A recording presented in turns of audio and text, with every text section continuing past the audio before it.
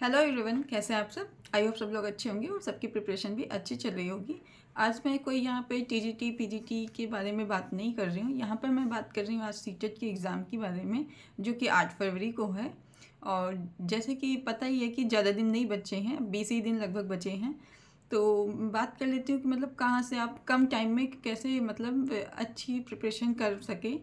बहुत ही मतलब अब ये ऐसा टाइम बचा है जहाँ पे आपको स्मार्ट स्टडी करने की ज़रूरत है। मतलब कहीं भी ऐसे नहीं कि बहुत सारी बुक्स इकट्ठे करके उनको रिवीजन नहीं।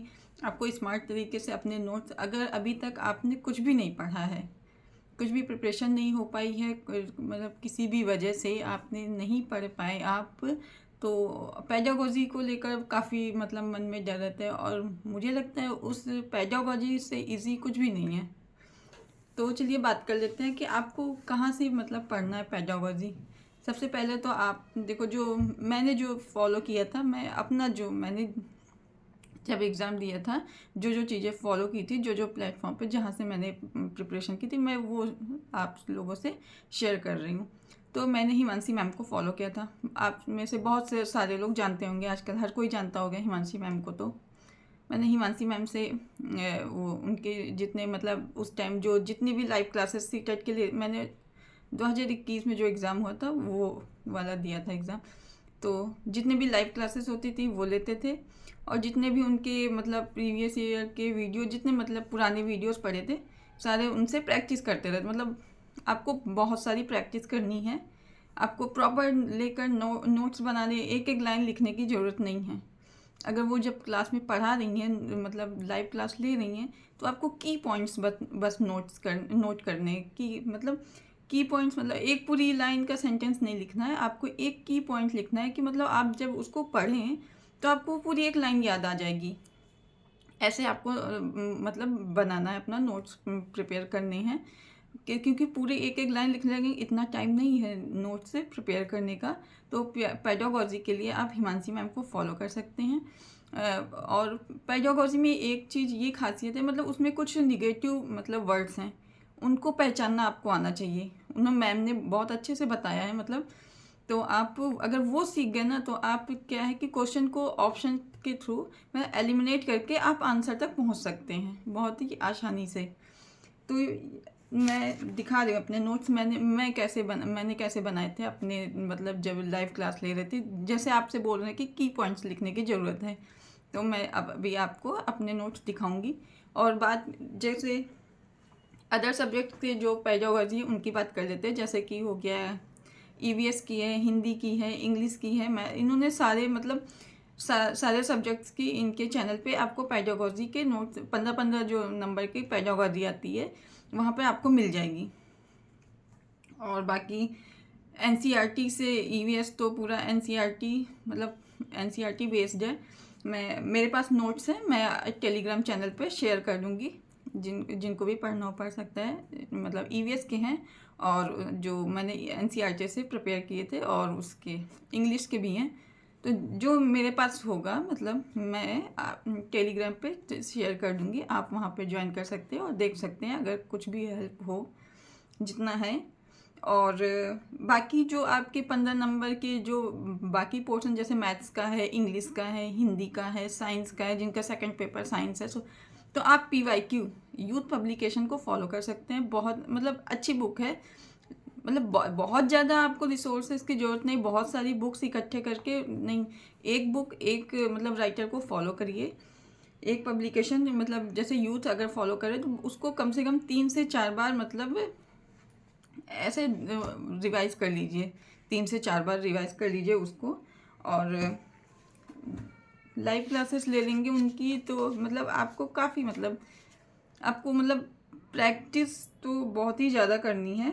और कुछ जो चैप्टर हैं मैथ्स के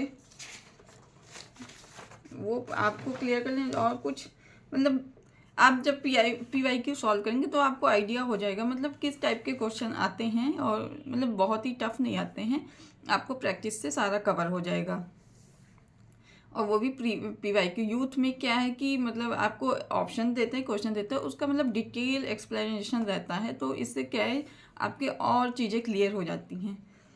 तो मैंने यूथ को मतलब यूथ पब्लिकेशन की जो बुक है वो फॉलो की थी और हिमांशी मैम का चैनल वहाँ से प्रैक्टिस की थी बस। अब अध्ययन मंत्रा पे भी सर पढ़ाते हैं, अच्छा पढ़ाते हैं, वहाँ से भी आप पढ़ सकते हैं जिसको जहाँ समझ आए। बाकी जो मैंने फॉलो किया तो मैं बस वही शेयर कर रही हूँ। तो मैं आपको दिखा देती हूँ मैंने क्या कैसे नोट्स बनाए थे। नोट्स मैंने ऐसे ही नोट किया जैसे आप लोग को बताया, मैं की पॉइंट्स लिखने की ज़रूरत है, मतलब आपको पूरी लाइन नहीं लिखनी है। तो इससे क्या है कि आप ये मैंने जो उनकी लाइव क्लासेस चलती थी वहीं से नोट करके जल्दी जल्दी मतलब पूरा बना लेते थे। क्या है ना कि आपको बहुत ज़्यादा पेजेस भी नहीं इकट्ठे होंगे आपके, और एक ही पेज में आपका बहुत सारा मतलब टॉपिक जो है क्लियर हो जाएंगे एक बार देखेंगे। तो ऐसे ही मैंने ये प्रिपेयर किए थे।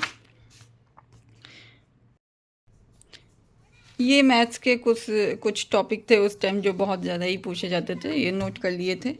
ऐसे ही हैं थोड़े थोड़े मतलब जो ज़रूरी लगे थे वो। बाकी ये RTE है, इसको तो आप पढ़ के ही जाना। यहाँ पे ये NEP,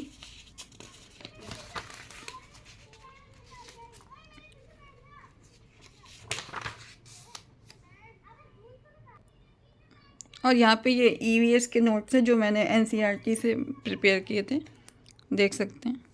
क्योंकि NCERT से बस NCERT से ही क्योंकि क्वेश्चंस आते हैं EVS में। साइंस के लिए भी आप NCERT फॉलो कर सकते हैं। ये EVS के नोट्स हैं, और ये रही जो EVS की पेडागोजी, वही जो मैम ने पढ़ाए थे चैनल, उन्हीं के चैनल से मैंने ये भी बनाए थे। और ये रही हिंदी पेडागोजी, सब उन्हीं के चैनल से हमने उस टाइम किया था।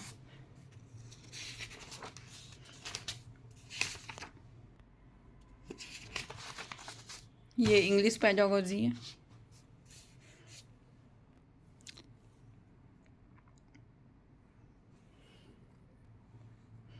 ये होमोमॉर्फोन, होमोग्राफ, होमोमॉर्फिज्म वगैरह।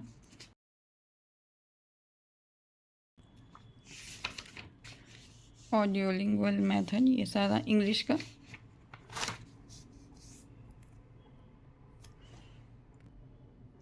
और ये यहाँ पे मैंने ये देखिए चैनल का नाम भी उस टाइम लिखा, लेट्स लर्न से इंग्लिश पेडागोजी। मैंने इंग्लिश पेडागोजी के जो नोट्स बनाए थे।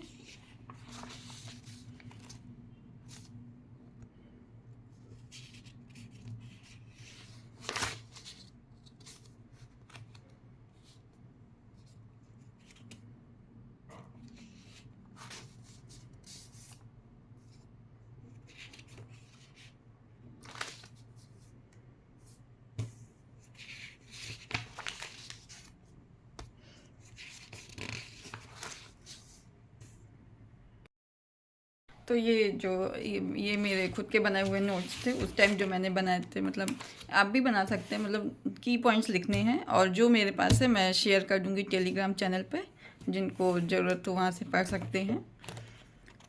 तो बस आपको एक ही चैनल, मतलब अगर आप किसी भी चैनल को फॉलो कर रहे हैं बस एक ही चैनल फॉलो करिए। इधर उधर भागेंगे तो कुछ भी प्रिपेयर नहीं होगा, क्योंकि किसी के बताने का तरीका अलग होता है और आपको किसका समझ में आ रहा है वो चीज़ आप पे डिपेंड करती है। तो एक ही चैनल फॉलो करिए और एक ही पब्लिकेशन की बुक फॉलो करिए।